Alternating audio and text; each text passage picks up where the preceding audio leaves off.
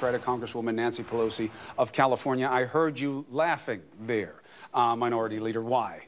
Well, because unity is, of course, our goal. That's what we strive for the American people, bipartisanship, transparency in our activities, and to do something that is unifying rather than not. And what the president is striving for unity, that's really a sad statement from me. But let's get back to this point.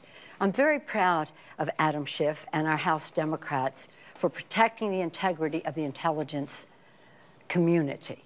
This is a very big honor that the leader gives to the ranking member, that the speaker gives to the chairman, to be deputized to protect the intelligence for force protection of our troops, for fighting terrorism and the rest of that.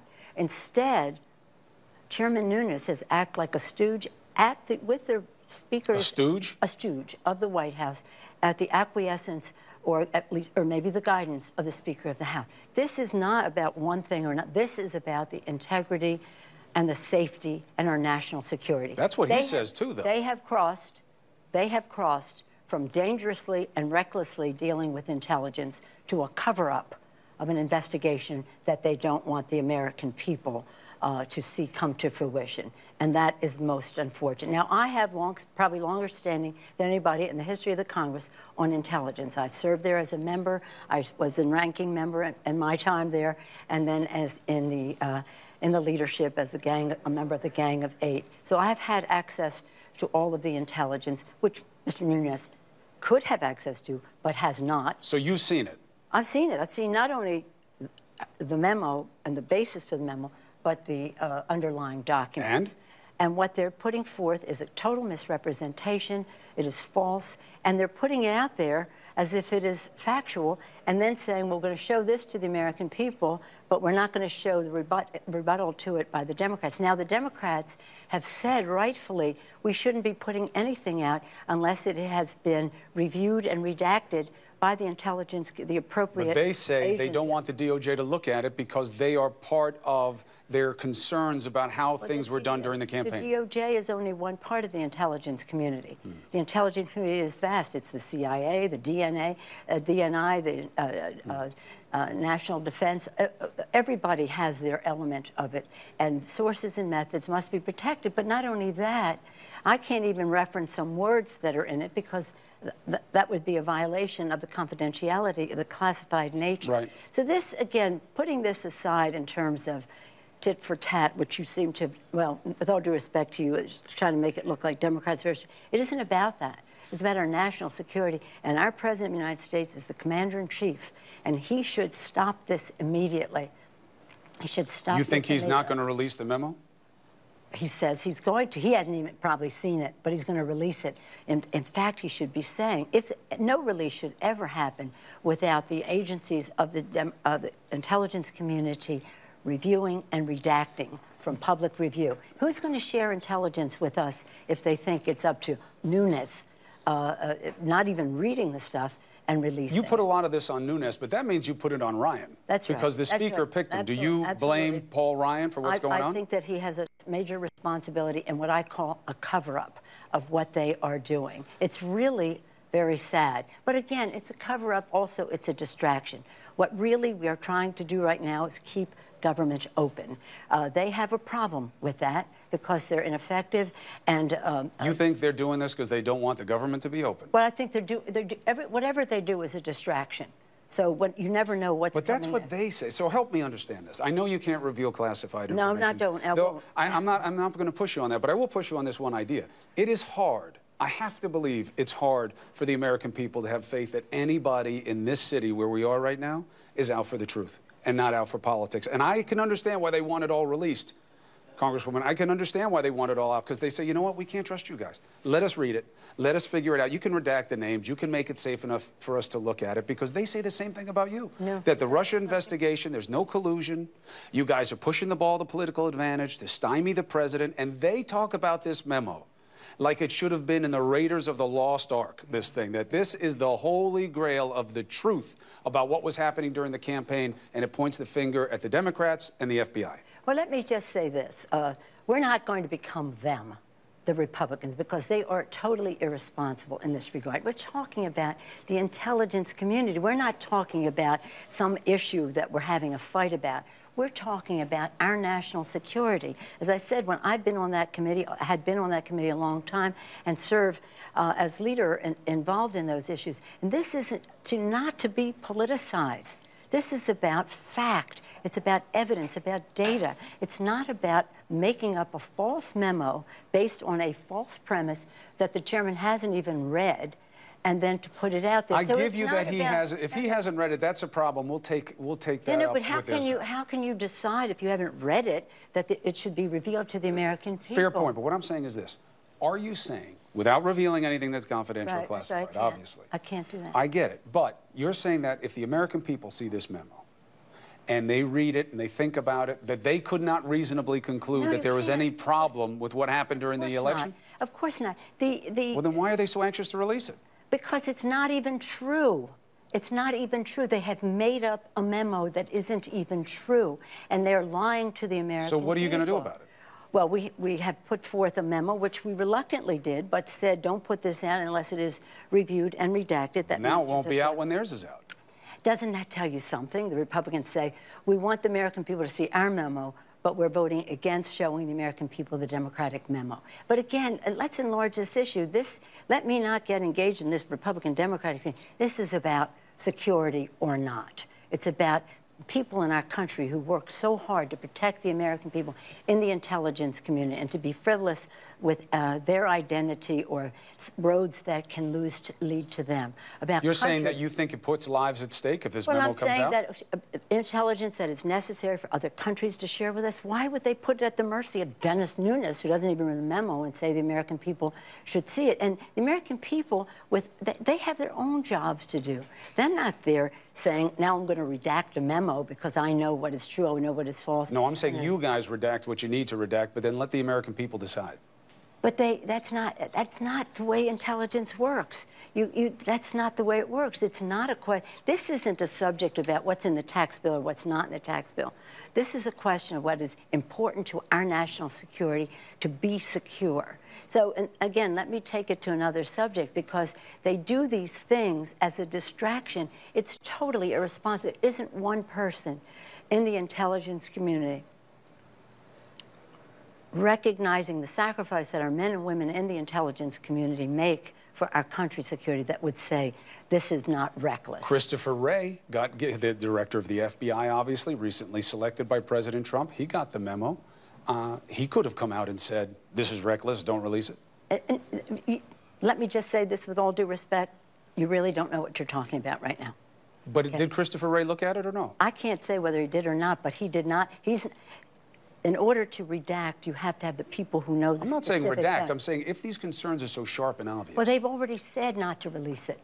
They already said not to. The Justice Department already said it would be reckless to release it. You said that earlier in your thing. DOJ said it. We've been reporting it, absolutely. But now there's this word that is somewhat of a compromise. Well, wait a minute. I want to tell you something. Let me just say this. The Republican Party has, as I said, crossed over to cover up. They're deadly afraid of the Russia investigation. We don't want the investigation to be anything but based on the law and the facts, and let the investigation proceed. That's the right thing to do for our country. We have to be respectful of law. We have to be respectful of intelligence. Absolutely. And the rest. And what they're doing is reckless in regard to both. But the fact is also that it is a distraction from the fact that they've passed a tax bill that gives 83% of the benefits to the top 1%. They'd like to distract from that. 86 million middle-class Americans will pay more in taxes. $1.5 trillion to now up to $2 trillion, including interest, will be added to the national debt. That they do give this gift to corporate America at the expense of our children's future. They don't want to talk about that. They don't want to talk about the fact that they have what they've done in terms of the president put forth a ridiculous memo on, well, I don't know if he put it forth or they leaked it, on infrastructure, which doesn't even go near what our country needs. They are doing bad things in terms of immigration and the rest. What they do is they give you a nugget. They say, here's what we're doing on immigration. Isn't that wonderful? While it looks so pretty, and while they do very unpretty things behind the scene.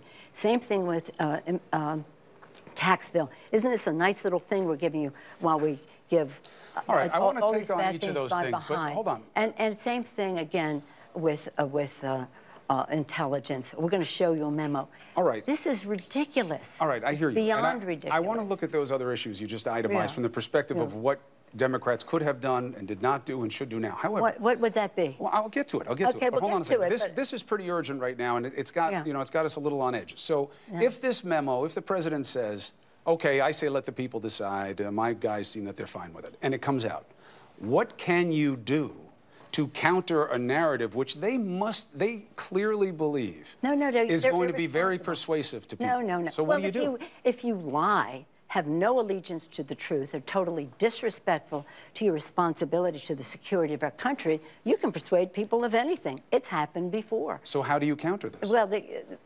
Well, hopefully with the validation of outside sources and the rest. But the American people are working hard. They're taking care of their families. They're trying to make ends meet. They're not prepared to redact or dedact a memo I understand. I was never suggesting they should. I'm saying when they get this memo, they're going to read it and they're going to say, holy cow, this was happening? But it's not true.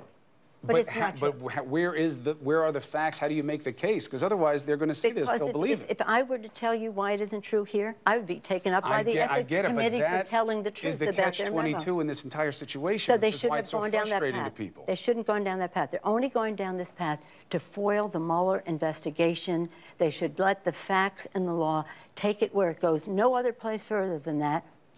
And that's what should be. They're so afraid of the truth. They're afraid of the truth. They're afraid of the truth in the Democratic memo. That's why they're not releasing it. So why don't you put that out on the floor? As you know, I do not mean to tell you procedure. You know it better than I ever will. However, this is a relatively arcane mechanism that they're using right now to release this information. It's not arcane. It's not even highly unusual. It's never been done before. This violation of the classified nature of intelligence. So, fine, that's your description. What I'm saying is that is a fact. I get it. That's your description of this process. What I'm saying is you could go to the floor of the House, as you know, and you can read things. There is an immunity for speech and debate. You can read your memo. Not on intelligence. No, you don't reveal the classified intelligence, but you could read the substance of your memo that protects your sources and methods, but counters what's in this memo if you think you can. No, the only thing that our members are allowed to see is what they go down to the Intelligence Committee and so then that can't happen, you're saying?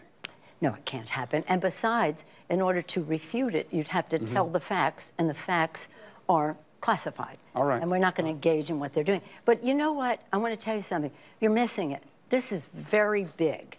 This is very big in terms of what line they have crossed tonight. And it's shocking, really, but not surprising because they're desperate. And they're desperate because, look, they can't keep government open. They're on they go to the fifth, now they're talking about their fifth continuing resolution because they're incompetent and they're ineffective. And all they have to do is sit down and say, let's come to terms on how we're going to fund the government. Let's come to terms on how we're going to protect. And you're saying the Democrats are willing partners in that process? Absolutely. We have been willing partners. Because they say you're not. No. Here's their problem. This dark cloud hangs over the Capitol. It's called their tax cut. It's taken us $2 trillion additional into debt. That makes them afraid of incurring any further debt, so they don't want to spend money on their domestic agenda. Now, what we're fighting for is money for opioids, more money for meeting the needs of our veterans, money for the Biblical Power to Cure, the National Institutes of Health, money for pensions, which are struggling in our country.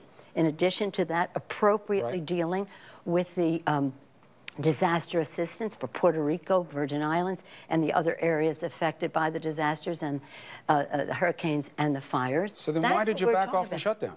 If this is so important, why did the Democrats relent? No, because the fact is they changed the subject. The fact is this is about money. And all they're doing is trying to increase the defense budget, which we believe in. So why didn't you hold your ground and say, we're going to fight? We're going to fight for this. Well, it's so important. We are fighting. You relented on the shutdown. No, we didn't relent. The fact is we think we have a better case to fight with government open than government shut. And we don't believe in shutting down government. They have. They've shut it down 5 times now, including last weekend, when they shut down government. Why was that not on you guys? You control the votes? No, no, no. They didn't have 50 votes in their own caucus, much less 60 votes. Right, but they needed the Democrat votes. They didn't have 50 votes in their own caucus. If we didn't even have the 60-vote majority, they would not margin. They would not have had the votes. But listen to what I'm saying to you. Opioids. It's a crisis throughout America. And they are saying, well, we want to spend more money on defense. We agree. Do you understand that the domestic budget, which they don't want to invest in, contains a third of it contains security, Homeland Security, Veterans Affairs, the State Department, anti-terrorism activities of the Justice Department are all contained in the domestic budget. 34% of the domestic budget is security. And they're saying we just want to increase defense, but we don't want to invest in homeland and domestic. And that's because their members don't want to increase the deficit for the debt further than they're asking for a lot of money in your DACA immigration negotiation right now. $25 billion for a wall, right? The Mexicans were going to pay for it, right? Who believes that? But the fact is that we shouldn't have a wall, and the Mexicans shouldn't pay for it. But we should have security at our border. Whatever the context requires on the border. North and south. We have in our recommendations what the Then why did Chuck Schumer say he'd give him the wall? Why was that ever on the table if you're so against it? Well, he would give him part of the security on the border, yeah, some physical structure. But our proposal has what the Border Patrol said were their needs. Right. What their needs. And that their needs do not include a wall. Do you think that it helped the chance of getting a deal done by describing their offer as making America white again? Well, that's what they're doing. I could have been saying that a year ago, but the president said it. He said it when he talked about certain countries and how he characterized them.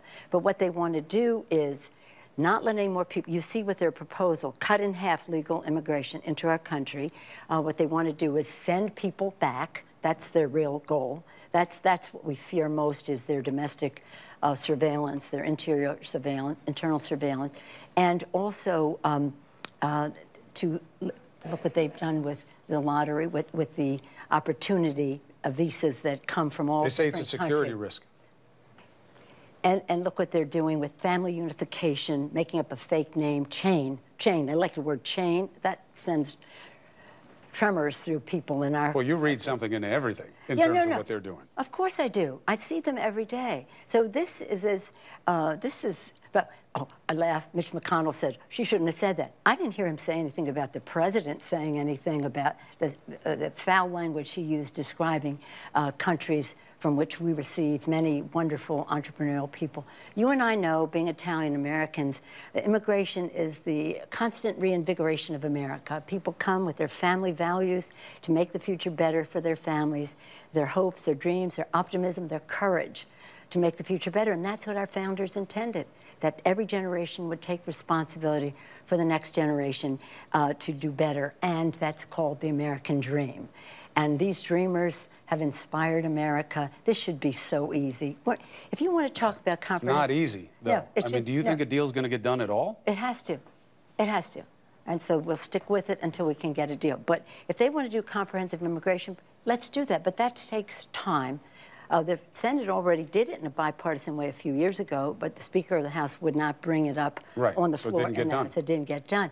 But for the dreamers, there's a commensurate amount of border security that is commensurate with the number of people who are protected. There's bipartisan support in the House, in the Senate to get it done.